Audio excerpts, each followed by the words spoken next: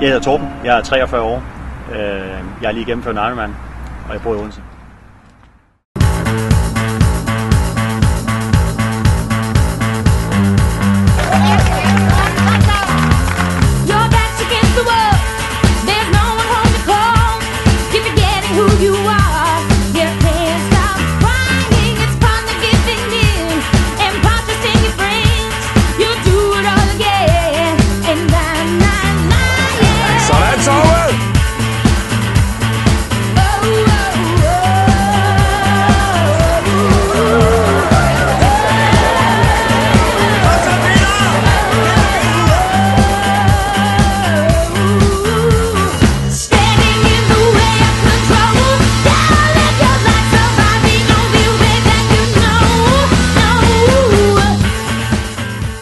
Det har været sindssygt hårdt.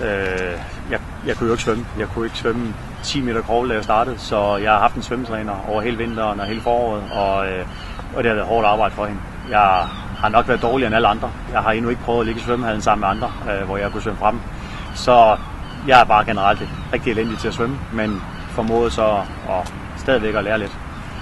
Cykelmæssigt startede det med en tur til Mallorca, hvor jeg var afsted 7 dage og cyklede omkring 600 km. Og der var jeg bare den sidste, og havde blandt andet en lang dag, jeg kan huske, hvor vi cyklede 140 km. Og efter 2 minutter var jeg alene, og 9 timer senere mødte jeg de andre, og så cyklede de videre, for nu havde de holdt pause, så det gik heller ikke særlig godt med at cykle. Og løbet startede jeg med at få en fiberspring efter et par måneder, så det har været op ad bakke, men det endte meget godt. Overvejede tanken i oktober sidste år, og begyndte med program en gang i november, så det var cirka 9 måneder med træning. Jamen, vi startede med at bruge mellem 6 og 8 timer, og det var kun de første 4-6 uger, det var så let. Så røg det op til en 8-11 timer, og så efter et par måneder 10-12 timer om ugen.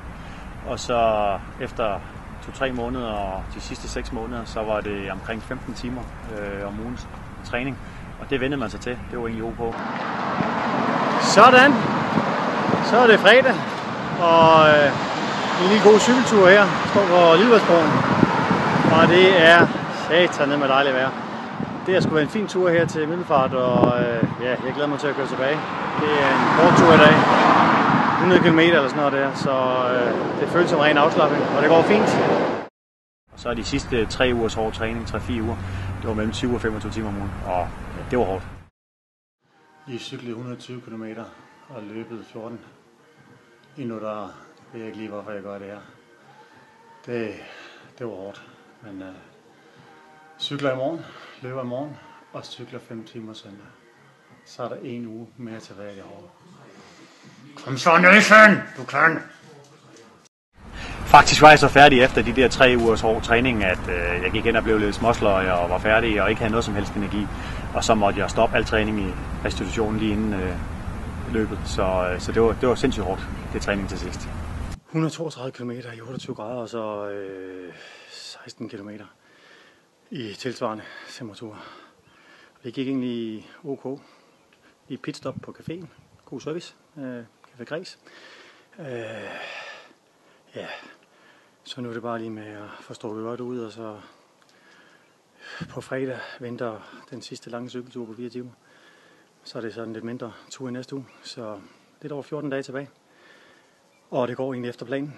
Benene føles fint, så klar.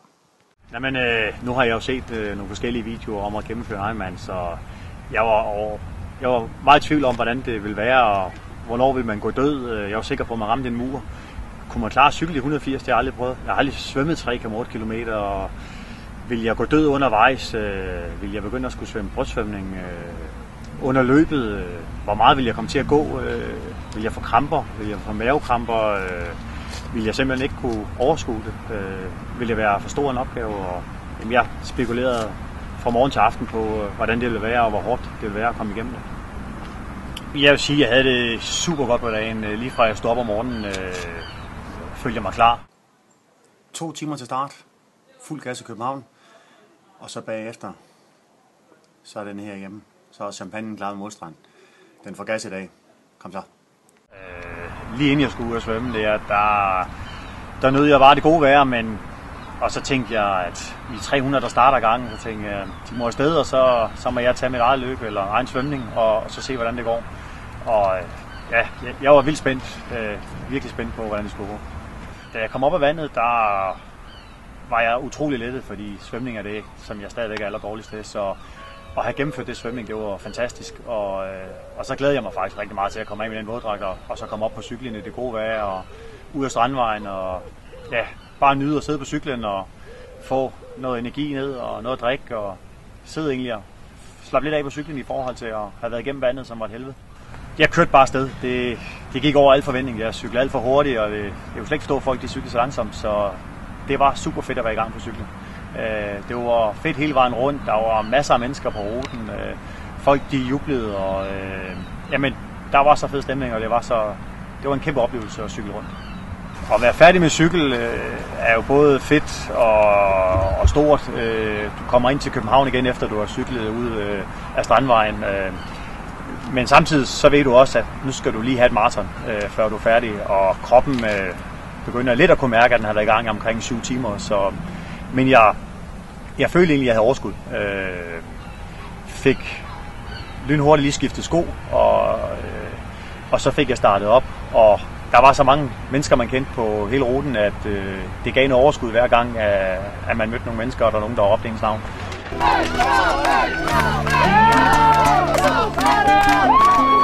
Jamen, jeg startede med at løbe for hurtigt, og ellers kom jeg godt i gang med at løbe, og det startede godt de første 5 km. Jeg løb lidt for hurtigt, men så fandt jeg godt tempo, og de første 10 km, det fik jeg slappet af og løbet et fint tempo, og de næste 10, fra 10 til 20, der begyndte sådan lidt at kunne mærke det, men det gik også ok. Så tog jeg sådan en energigel, og der havde min mave så for nok af alle sukker. Jeg havde taget en del under cykelturen, og ja, det gjorde sindssygt ondt. Jeg kunne slet ikke klare at spise de der gel. Så ja, der måtte jeg lige tage et pitstop på et toilet, og da jeg kom ud derfra, så råbte jeg og skreg til alle mennesker omkring, og folk de jublede over, at man kunne være så glad for at lige have haft den pause, men det var fedt. Så løb jeg videre. Og så mellem 20 og 30 km, det er det, alle siger, at det skulle være det hårdeste. Og det var sindssygt hårdt mellem 20 og 30. Det er det også, at jeg har fået at vide, at jeg begyndte at ligne en, der var træt. Og så tog jeg en energigel for at få noget energi, og det gav bare de ondeste mavekramper igen. Jeg kæmpede videre og prøvede at lade mig at tænke på det, og tog en mere efter 5 km, hvor jeg løb 27 km. Og det gik bare slet ikke. Jeg måtte ind og holde en pause igen, og måtte indrømme, at jeg skulle ikke have mere energi, hvis jeg skulle gennemføre det her. Og så kæmpede jeg, tog egentlig bare 1 kilometer gangen, og fik energi ved, at der var mennesker, jeg kendte på ruten, og flere og flere begyndte at overhælde. Der var rigtig mange, der gik død til sidst, og havde startet for hurtigt tempo. Og jeg kunne fornuftigt holde mit tempo, så jeg kæmpede de sidste kilometer og begyndte at kunne sige, nu var der 10 igen, og nu er der 9 igen, og 8, og da der var 5, så var det jo en lettelse, at man vidste, nu var man en halv omgang, så var man i mål. 4, jeg tænkte bare, nej, jeg er snart færdig, jeg er der, hvor jeg skal være, og 2 kilometer, man kunne begynde at høre opløbsstrækningen, når man nærmer sig Christiansborg, og den sidste kilometer, når man sidder og tænker på det nu, det kan gåsehud hele kroppen, når man nærmer sig opløbsstrækningen, og da jeg kom op mod opløbsstrækningen, så kom pigerne ud, og jeg fik en i hver hånd. Ikke den slags piger. Så kom mine 2 piger ud, og jeg holdt dem i hånden. Og løb langs opløbsstrækningen, hvor der var mange tusind mennesker med dem i hånden. Og det var simpelthen så fedt at løbe det op med dem og komme i mål. Og prøvede at sætte sig ned, og benene gik døde under der. Græd en tårer, og var helt færdig, lykkelig, og det var så fedt.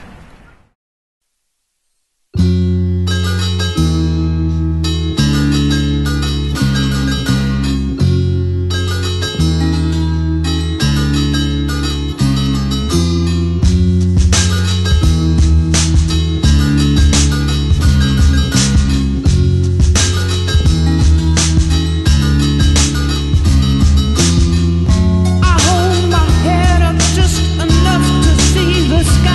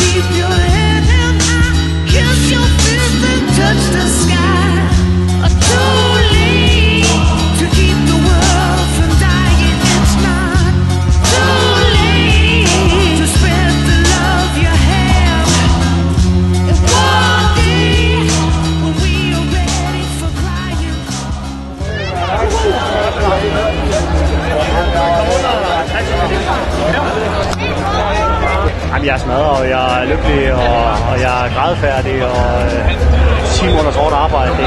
Det er så skønt, det er så fedt, og jeg satte mig ind på gulvet, og der røg en tårer, og havde ondt i maven, men hele dagen, den gik som skulle. Svømningen var lige så sur, som det kunne være.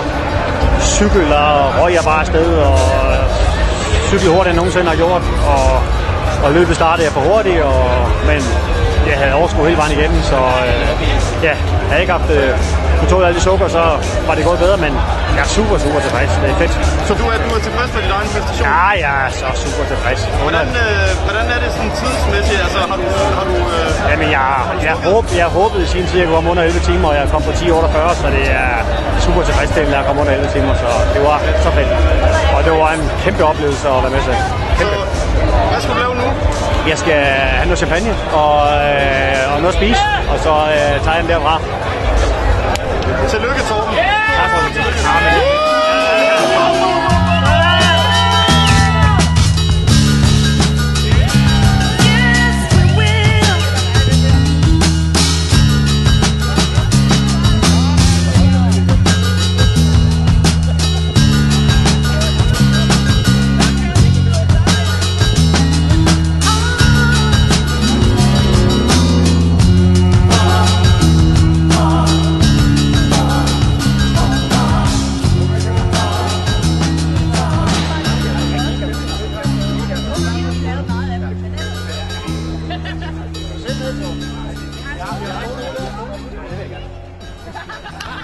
Kan alle folk gennemføre en Ironman? Det siger min træner, at alle kan gennemføre en Ironman, og det vil jeg også mene. Jeg vil mene, jeg satte mig i mål og passede det, og hvis man har nosser til at passe de ting, så vil jeg sige, at ja, alle kan gennemføre det. Og det vil jeg sige, selvom du har nogle skavanker og ikke kan svømme, ikke er vant til at cykle og løbe, ja, så vil jeg sige, at alle kan gennemføre det. Var du ved at give op på et tidspunkt? Med 30? Jeg var sikker på, at jeg skulle møde muren, som jeg snakkede om, og jeg var ikke ved at give op på noget tidspunkt. Jeg havde en ro i kroppen på dagen, og jeg nød de mennesker, der var. Jeg nød omgivelserne i København, jeg nød alle de tilskuere, alle de dejlige mennesker, der råbte. Jeg nød de mennesker, man kendte, men også dem, man ikke kendte, som også bare hæppede på en. Og naiv som jeg var, kunne jeg ikke forstå på alle de depoter, at folk de sagde mit navn. Jeg tænkte, så kendt var jeg heller ikke jo. Jeg er jo bare en sølvet restauratør for Odense, men der stod så ens navn på trøjen, og det fattede jeg jo ikke jo. Jeg er jo ikke sikker på, at jeg var mere kendt end de andre, men den støtte, den opbakning, den gjorde, at jeg overvejede ikke på noget tidspunkt, hverken at gå rundt på løbeturen eller at give op. Der var overskud hele vejen rundt, og det var jeg overrasket over, at jeg havde det overskud.